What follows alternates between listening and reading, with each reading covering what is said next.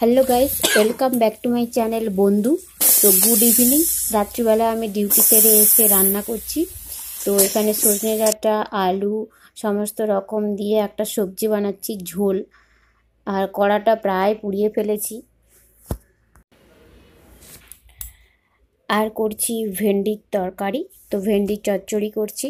আর কি রান্না করছি দেখো, রাত্রিবেলায় রুটিই খাই বেশি, তবে আজকে ভাত রান্না হচ্ছে। আর পটল ভাজা করেছি। পটল তো আমার খুব ফেভারিট, আর কার কার ফেভারিট কমেন্ট করে জানাও। তো আর করেছি এখানে ভেন্ডি, আর আম আছে। তো ভাই এসছে, ভাই দীঘা থেকে আমার জন্য পছন্দ করে এই কড়ি দিয়ে একটা কানের দুল আর একটা গলার হার এনেছে। তো বন্ধুরা, ভাই এসেছে, তো ভাই দীঘা থেকে আমার জন্য এই হারটা এনেছে, কানের আর গলার সেট। তো কেমন লাগছে জানাও। আমার তো ভীষণ পছন্দের।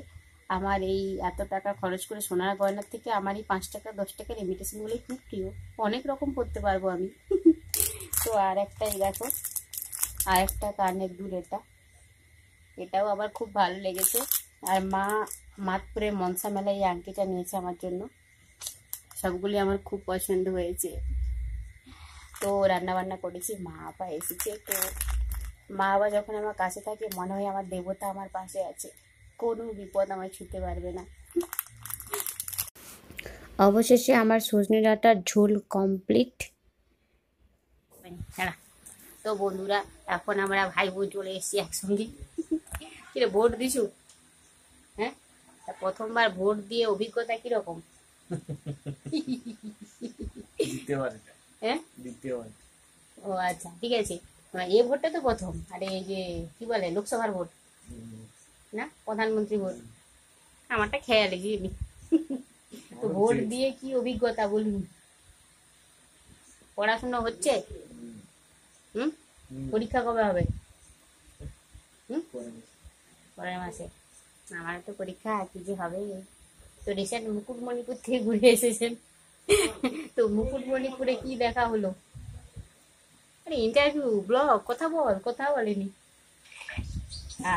ফোন নিয়ে ব্যস্ত, এই হচ্ছে অবস্থা।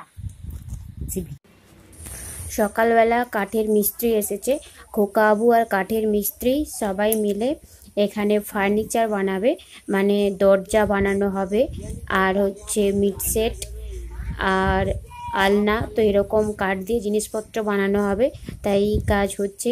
তো কত দূর কী হবে জানি না। তো মিস্ত্রি এখন কাজ করছে আর খোকাবুর সঙ্গে কথা বলছে। তো দেখতে থাকো শেষ অবধি। আমি, মা, শাশুমা সবাই মিলে লুচি ঘুগনি বানিয়েছি। আমার মা, বাবা, ভাই এসছে অনেক দিন পর, তাই। তো বন্ধুরা, এখন আমি ডিউটি যাব। তো মায়ের দেখো কত ঘাম দিয়েছে, লুচি তরকারি করেছি। তো এখন খাবার দিচ্ছে, মনে হচ্ছে আমি যেন বাপের বাড়িতেই আছি। আমার মা রান্না করে দিচ্ছে, আমি কাজে যাচ্ছি। আচ্ছা, সাবধানে দিব, ঠিক আছে। এখন শ্বশুর বাড়িতে থাকি, তাই প্রতিটা মুহূর্তে মা, বাবা, ভাইয়ের সঙ্গে কাটানো আগের স্মৃতিগুলো খুব মনে পড়ে। মেয়েদের জীবনটা এভাবেই কেটে যায়, কারণ বিয়ের আগে বাপের বাড়িতে, বিয়ের পর শ্বশুর বাড়িতে। তো অন্যের অধীন থাকতে হয়। তো প্রত্যেকটা মেয়েরই নিজের পরিচয় বানানো দরকার। টাকা তো অবশ্যই প্রয়োজন, কারণ টাকা দিয়ে সব কেনা যায়। তো ইনি আমাদের শিক্ষক মহাশয়, রামকুমার গাঙ্গুলি। এমএসসিতে আমাদের রাজা নয়নলাল খান মহিলা মহাবিদ্যালয়ে পড়াতেন।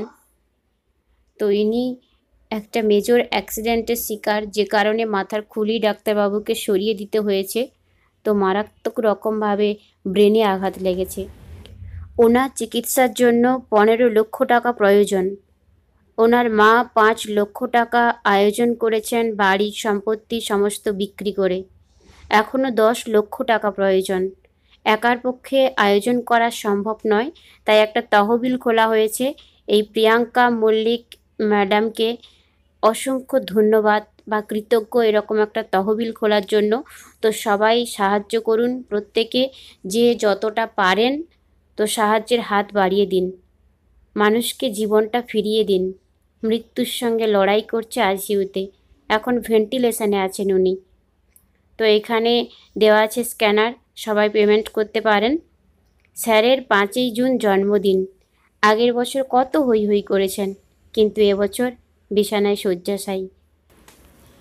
সবাই সাহায্যের হাত বাড়িয়ে দিন, জীবন বাঁচান, কারণ আপনার একটু সাহায্যই পারে একজনের জীবন বাঁচাতে। বিন্দু বিন্দু দিয়েই সিন্ধু গড়ে ওঠে।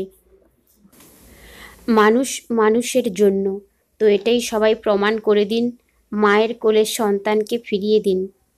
সবাই ভালো থাকুন, সুস্থ থাকুন, পারলে একটুখানি সাহায্য করুন। তো আজকের ভিডিওটা এখানেই শেষ করছি। মনটা খুবই খারাপ, তো স্যারের এরকম হয়েছে শুনে। তো ভালো লাগলে একটা লাইক করে দেবেন বা সাপোর্ট করুন। টাটা।